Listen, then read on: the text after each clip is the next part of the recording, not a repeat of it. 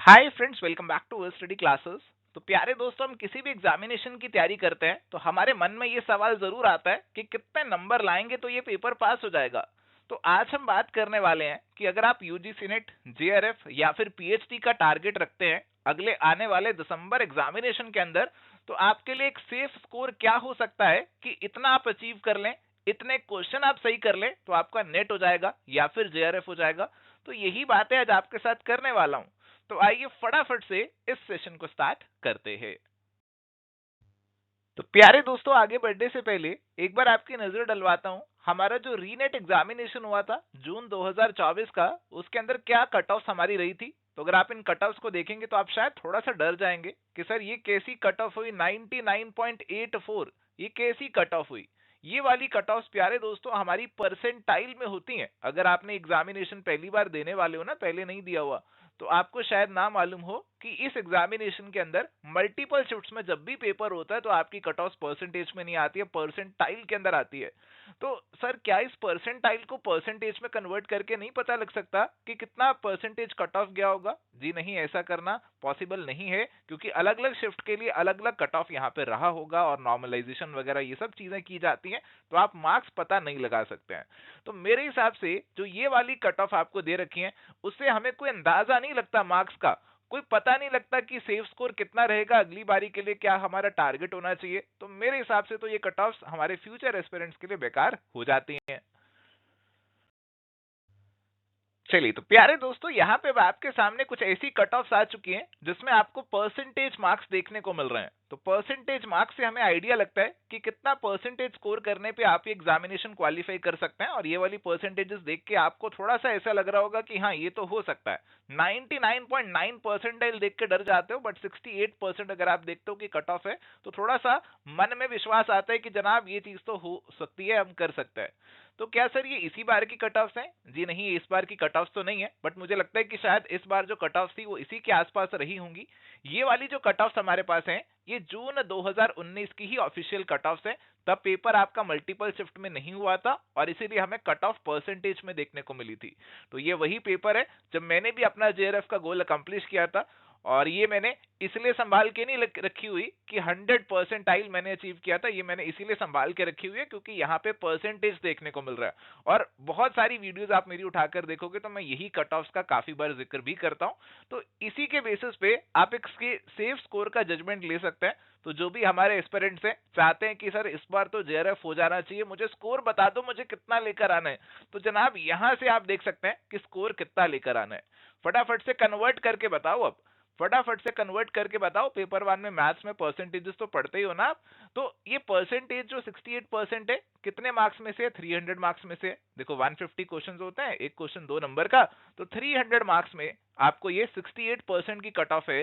तो कितना मार्क्स में कट ऑफ रहा होगा? 300 को 68% से मल्टीप्लाई करेंगे तो ये 204 निकल कर आएगा कि 204 नंबर चाहिए जेआरएफ के लिए।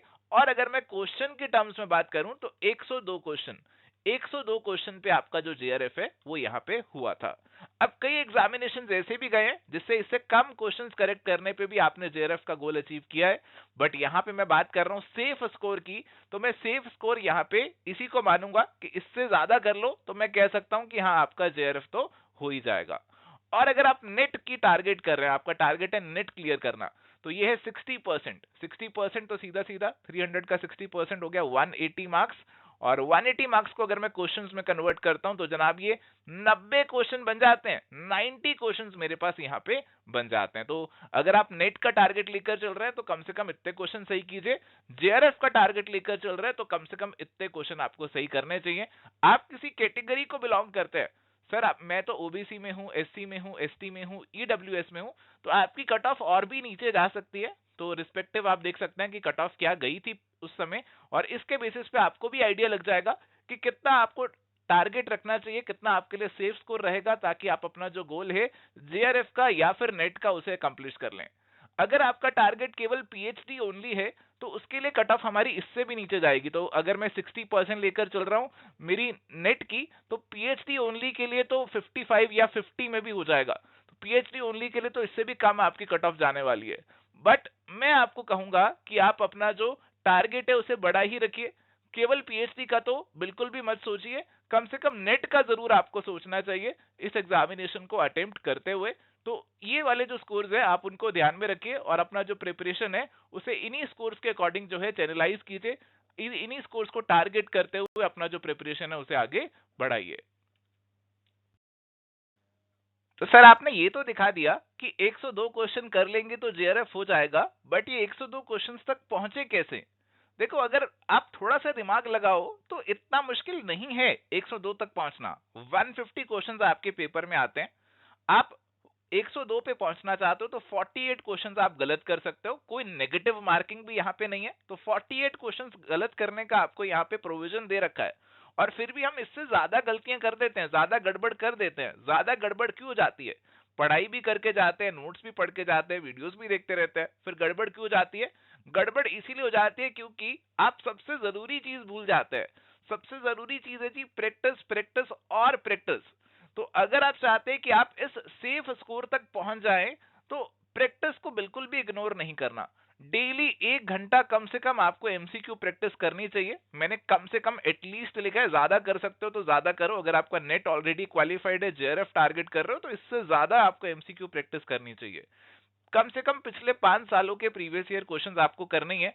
फिर मैं एटलीस्ट कह रहा हूं, कम से कम कह रहा हूं, ज्यादा कर सकते हो तो ज्यादा भी करो। और हर संडे के संडे अपने लिए फुल मॉक तैयार रखो कि हर संडे के संडे मैं पूरा फुल लेंथ मॉक लगाऊंगा। 3 घंटे का पूरा मॉक लगाऊंगा। एग्जाम में तो 3 घंटे मिलेंगे, मैं घर पे 2 hour 45 minutes का अपने पास टाइम सेट करूंगा और इसमें कोशिश करूंगा अटेम्प्ट करने की। क्योंकि एग्जामिनेशन में कई बार थोड़ा सा और टेंशन का माहौल रहता है तो थोड़ा सा समय वहां पे ज्यादा लग जाता है। तो घर पे अपना जो टारगेट टाइम है वो और भी कम रख के चलिए। और न्यूमेरिकल पोर्शन देखो जी आपके लिए काफी जरूरी है, पेपर 1 में भी आता है और पेपर 2 में भी आता है। डेली न्यूमेरिकल की प्रैक्टिस आप कम से कम रखिए कि आधा घंटा या 1 घंटा कुछ ना कुछ न्यूमेरिकल करना है, किसी ना किसी टॉपिक के करना है। कभी पेपर 1 के कर लो, कभी पेपर 2 के कर लो।